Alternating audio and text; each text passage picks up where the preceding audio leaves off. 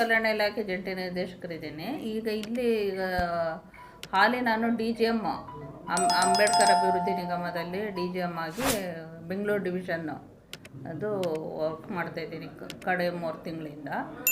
ಈಗ ನಮ್ಮಲ್ಲಿ ಗಂಗಾ ಕಲ್ಯಾಣ ಇವೆಲ್ಲ ಸುಮಾರು ವರ್ಷ 15, 16, 17ರಿಂದನೂ ಪೆಂಡಿಂಗ್ ಇದ್ಕೊಂಡು ಸುಮಾರು ಬಾವಿ ಕೊರಿಬೇಕಾದವು ಅನೇಕ ಇದು ಬಾಕಿ ಇದೆ. ಅದರಲ್ಲೂ ಚಿಕ್ಕಬಳ್ಳಾಪುರ, ಕೋಲಾರ ಇಲ್ಲೆಲ್ಲ ಬಾಕಿ ಇದೆ. ಅದನ್ನು ನಾವು ರೆಗ್ಯುಲರಾಗಿ ಫಾಲೋ ಅಪ್ ಮಾಡ್ತಾಯಿದ್ದೀವಿ. ಸೊ ನಮ್ಮ ಅಧಿಕಾರಿಗಳ ಜೊತೆನಲ್ಲಿರ್ಬೋದು ಮತ್ತು ನಮ್ಮ ಸಂಬಂಧಪಟ್ಟ ಕಂಪ್ನಿಗಳವರು ಅವರನ್ನು ಕರೆಸಿ ಕೋಆರ್ಡಿನೇಷನ್ ಮಾಡಿ ನಾವು ಪ್ರೋಗ್ರೆಸ್ ಮಾಡಿಸ್ತಾ ಇದ್ದೀವಿ. ಸೊ ಈ ನಿಟ್ಟಿನಲ್ಲಿ ಅದು ಸ್ವಲ್ಪ ಪ್ರೋಗ್ರೆಸ್ ಕಡಿಮೆ ಇದ್ದದ್ರಿಂದ ಅದರ ಬಗ್ಗೆ ಮೀಟಿಂಗ್ ಮಾಡಿ ಪ್ರೋಗ್ರೆಸ್ ಮಾಡಿಸೋಣ ಅಂದ್ಬಿಟ್ಟು ಇವತ್ತು ನಾವಿಲ್ಲಿ ಬಂದಿರೋದು ಪ್ರಮುಖವಾಗಿ. ಮೇಡಮ್, ಈ ಒಂದು ಅಂಬೇಡ್ಕರ್ ಅಭಿವೃದ್ಧಿ ನಿಗಮದಲ್ಲಿ ತುಂಬ ಚರ್ಚೆಗೆ ಗ್ರಾಸವಾಗಿರ್ತಕ್ಕಂಥದ್ದು 18, 19 ಇಂದ ಹಿಡಿದು ಸಾಂಸ್ಥಿಕ ಕೋಟದು ಮತ್ತು ಇಲ್ಲಿನವರೆಗೂ ಬೋರ್ವೆಲ್ಗಳು ಕೊರೆಸ್ತಾ ಇಲ್ಲ. ಅದಕ್ಕೆ ಅಧಿಕಾರಿಗಳ ಒಂದು ನಿರ್ಲಕ್ಷ್ಯ ಮತ್ತು ಅಧಿಕಾರಿಗಳು ಫಲಾನುಭವಿಗಳಿಗೆ ಬೇರೆ ಬೇರೆ ರೀತಿಯ ಒಂದು ಮಾರ್ಗದರ್ಶನ ಕೊಡ್ತಿದ್ದಾರೆ ಅಂತ ಕೇಳಿ ಬರ್ತಾ ಇದೆ. ಅದು ಏನಾದರೂ ನಿಮ್ಮ ಗಮನಕ್ಕೆ ಬಂದಿದೆ? ಬೇರೆ ಬೇರೆ ರೀತಿಯ ಮಾರ್ಗದರ್ಶನ ಕೊಡ್ತಾ ಇರೋದು ಅದು ಈಗಲೇ ಕೇಳಿ ಬರ್ತಾ ಇರೋದು ನಮಗೆ. ಬಟ್ ಅದೇ ನಾವು ಪ್ರೋಗ್ರೆಸ್ ಎಲ್ಲ ಹಿಂದಿಂದನೂ ಬಾಕಿ ಉಳ್ಕೊಂಡು ಬಂದಿದ್ದಾವೆ.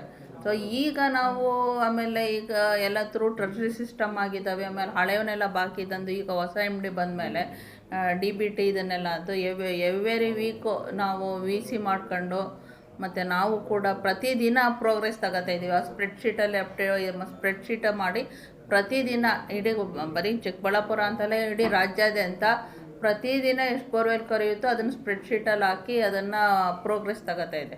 ನಾವು ನಮ್ಮ ಆಫೀಸಿಂದನೂ ರೆಗ್ಯುಲರಾಗಿ ಮಾನಿಟರ್ ಮಾಡಿ ಪ್ರತಿದಿನ ಬೈ ಫೋನು ಇದು ಮಾಡಿ ಎವ್ರಿ ಡೇ ನಾವು ಪ್ರೋಗ್ರೆಸ್ ತಗೊಂಡು ಆದಷ್ಟು ಪ್ರೋಗ್ರೆಸ್ ಆಗೋದಕ್ಕೆ ಮೇ ಅಥವಾ ಜೂನ್ ಒಳಗಡಾದರೂ ಇಡೀ ರಾಜ್ಯದಲ್ಲಿ ಎಲ್ಲ ಹಳೆ ಪೆಂಡಿಂಗ್ ಇರೋವಂಥವೆಲ್ಲ ಸುಮಾರು ಇದೊಂದು ಜಿಲ್ಲೆ ಅಂತಲ್ಲ, ಇಡೀ ರಾಜ್ಯದಲ್ಲಿ ಒಂದು 4-5 ಸಾವಿರ ಬೋರ್ವೆಲ್ಗಳು ಪೆಂಡಿಂಗ್ ಇದ್ದಾವೆ. ಹಿಂದಿಂದ ಇದ್ದದನ್ನು ನಾವು ಈಗ ಮಾತಾಡೋದಕ್ಕಾಗಲ್ಲ.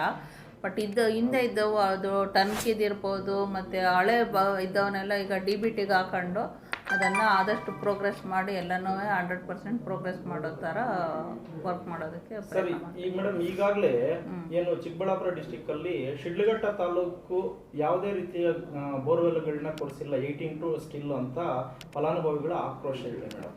ಯಾಕೆ ಮೇಡಮ್ ಬೇರೆ ತಾಲೂಕುಗಳದ್ದು ಕೊಡಿಸೋದೇನು, ಈ ತಾಲೂಕನ್ನು ಪೆಂಡಿಂಗ್ ಇಡೋದು ಯಾಕೆ?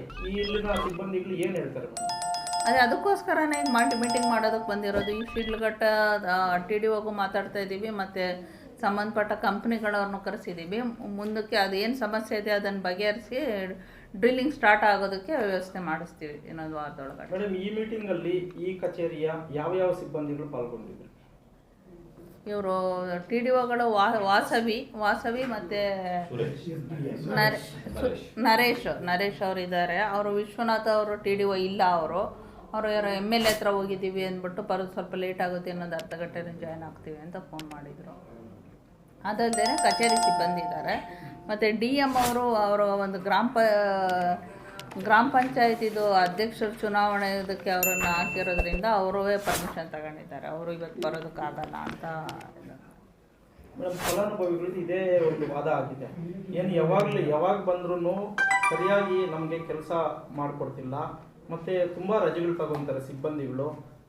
ನಾವು ಇನ್ಯಾರ ಹತ್ರ ಕೆಲಸ ಮಾಡಿಸ್ಕೋಬೇಕು, ನಾವು ಅಷ್ಟು ದೂರದಿಂದ ಬಂದು ಫೋನ್ಗಳಿಗೆ ರೆಸ್ಪಾಂಡ್ ಮಾಡ್ತಾ ಇಲ್ಲ ಅನ್ನೋದನ್ನ ಹೇಳ್ತಾ ಇದ್ದಾರೆ. ಇಲ್ಲ, ಅದನ್ನೆಲ್ಲ ನಾವು ಸ್ಟ್ರಿಕ್ಟ್ ಆಗಿ ಅವ್ರಿಗೆ ಹೇಳಿದ್ದೀವಿ. ಅವ್ರು ವಾರ್ನಿಂಗು ಮಾಡಿದ್ದೀವಿ. ಸುಮಾರು 2-3 ನೋಟಿಸ್ಗಳು ಕೊಟ್ಟಿದ್ದೀವಿ. ಅದು ನಾವು ಪಬ್ಲಿಕ್ಗೆ ಹೇಳೋ ಅಂಥದ್ದಲ್ಲ, ಆದರೆ ಅದೇ ನಾವು ಅವ್ರಿಗೆ ರೆಗ್ಯುಲರಾಗಿ ನೋಟಿಸು ಕೊಟ್ಟಿದ್ದೀವಿ. 2-3 ನೋಟಿಸ್ಗಳು ಕೊಟ್ಟಿದ್ದೀವಿ. ಆಮೇಲೆ ಅವ್ರುಗಳು ರಜೆ ತಗೋಬೇಕಾದ್ರೆ ಮೇಲಧಿಕಾರಿಗಳ ಪರ್ಮಿಷನ್ ರಜೆ ತಗೋಬೇಕಾಗುತ್ತೆ ಮತ್ತು ಪಬ್ಲಿಕ್ಗೆಲ್ಲ ಸ್ಪಂದಿಸಬೇಕಾಗುತ್ತೆ ಮತ್ತು ಇಮಿಡಿಯೇಟ್ ಜನವರಿ ಅಂತ್ಯದೊಳಗೆ 100% ಪ್ರೋಗ್ರೆಸ್ ಮಾಡಿ ಅಂತ ಹೇಳಿದ್ದೀವಿ. ಮೇಡಮ್, ಶಿಡ್ಲಘಟ್ಟ MLA ಅವರು ಬೆಳಗಾವಿ ಚಳಿಗಾಳಿ ಅಧಿವೇಶನದಲ್ಲಿ ಇದ್ದಾರೆ. ಓಕೆನಾ? ಈಗ ಅವ್ರನ್ನ ಬೆಳಗಾವಿಗೆ ಏನೋ ಕರ್ಸ್ಕೊಂಡಿದ್ದಾರಾ ಅಂತ? ಯಾರನ್ನ? ವಿಶ್ವನಾಥ್ ಹೇಳಿದ್ರಲ್ಲ ಅಲ್ವಾ, MLA ಹೋಗ್ತಾ ಇದೀವಿ, ಸೇನಾಪ್ಸ್ಕೊಂಡು ಬರೋಕೆ ಹೋಗ್ತಾ ಇದೀವಿ ಅಂತ ಹೇಳಿದ್ರು. ಬೆಳಗಾವಿಗೆ ಏನಾದ್ರು ಹೋಗಿದ್ದಾರಾ? ಅಲ್ಲ ಅವ್ರು ಹಾಗೆ ಹೇಳಿದ್ರು ಬೆಳಗಾಮಲ್ಲಿ ಇದ್ದಾರ ಅಥವಾ ಅವ್ರು ಬೆಳಗಾವಿ ಸೈನ್ ಹಾಕ್ಸ್ಕೊ ಬರ್ತೀವಿ ಅಂತ ಸೇಲ್ ಹಾಕ್ಸ್ಕೊಂಡು ಬರ್ತೀವಿ ಅಂತ ಅವ್ರು ಹೇಳಿದ್ದಾರೆ.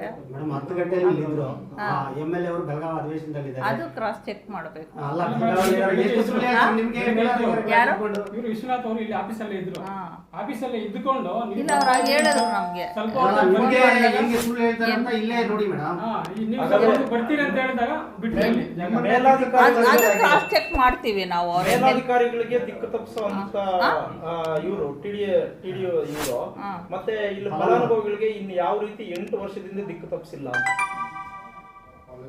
ಏನ್ ಹೇಳ್ತೀರಾ ಮೇಡಮ್ ಅದ್ರ ಬಗ್ಗೆ ನೀವು?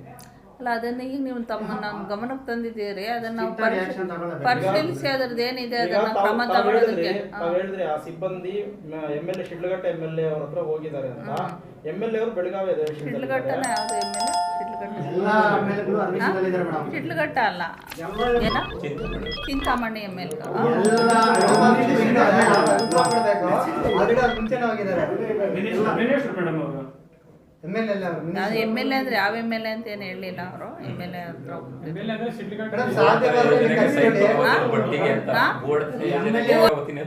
ಬಂದ್ಬಿಟ್ಟಿದೆ ಎಲ್ಲ ಅಧಿವೇಶನದಲ್ಲಿ. ಭೂ ಒಡೆತನ ಯೋಜನೆದು ಪಟ್ಟಿಗೆ ಸೈನ್ ಹಾಕೊಂಡು ಬರೋಕೆ MLA ಹತ್ರ ಹೋಗ್ತಾ ಇದೀವಿ ಅಂತ ಈಗ ಅಧಿವೇಶನ ತಮ್ಮ ಇದು ಇವ್ರಿಗೆ ಗೊತ್ತಿಲ್ಲ ಮೇಡಮ್, ತಮ್ಗೆ ಗೊತ್ತಿಲ್ವಾ ಅಧಿವೇಶನ ನಡೀತಾ ಅಲ್ಲ ಇಲ್ಲ ಅದು ಗೊತ್ತಿಲ್ಲ.